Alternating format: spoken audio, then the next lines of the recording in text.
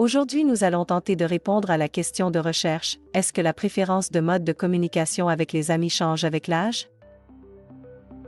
Nous avons recueilli des réponses auprès de 3 tranches d'âge distinctes, adolescents et jeunes adultes, adultes et finalement personnes âgées. Nous avons mis en place une méthodologie rigoureuse visant à collecter des mesures de la préférence de communication avec les amis pour ensuite en dégager la similitude ou la différence. Pour collecter les données de manière représentative de la population, nous avons sondé un minimum de 68 individus de chaque tranche d'âge de manière hasardeuse et indépendante.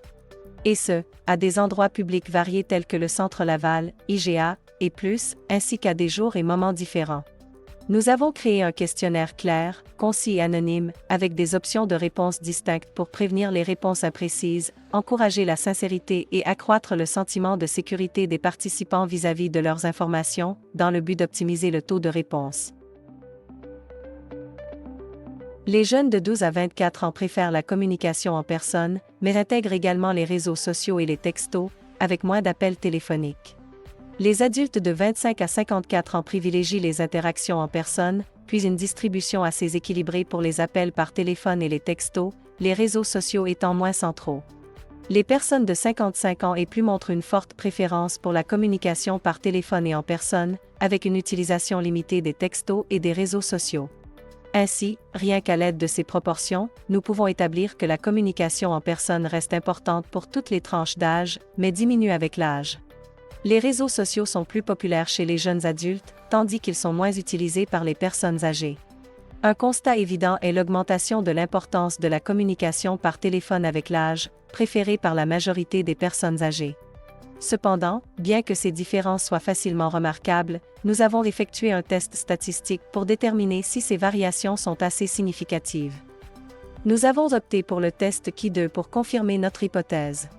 Ce test aide à déterminer si les différences observées sont significatives ou simplement le fruit du hasard, autrement si 2 éléments sont dépendants ou s'ils sont indépendants. Par conséquent, les données relèvent que l'âge des participants a bel et bien une influence sur la manière dont ils préfèrent communiquer avec leurs amis. Pour enrichir notre enquête, nous avons également interrogé les participants sur une sous-question de recherche. Trouvez-vous que votre mode de communication favori avec vos amis a changé avec le temps? Les résultats indiquent que 60% de la population déclare avoir modifié sa manière de communiquer avec leurs amis au fil du temps, tandis que 40% affirment le contraire. Cette majorité confirme nos conclusions quantitatives et statistiques. Malgré nos efforts pour approfondir l'étude de manière rigoureuse, des limitations sont apparues en raison de contraintes de temps et de ressources. La taille de l'échantillon, fixée à 68 participants par tranche d'âge, peut être considérée comme relativement restreinte compte tenu de la diversité réelle dans chaque groupe d'âge de la population générale. Les contraintes nous ont également poussés à adopter une classification en 3 groupes d'âge, bien qu'il existe des méthodes plus exhaustives et représentatives, introduisant un potentiel biais en raison des différences significatives au sein de chaque tranche d'âge.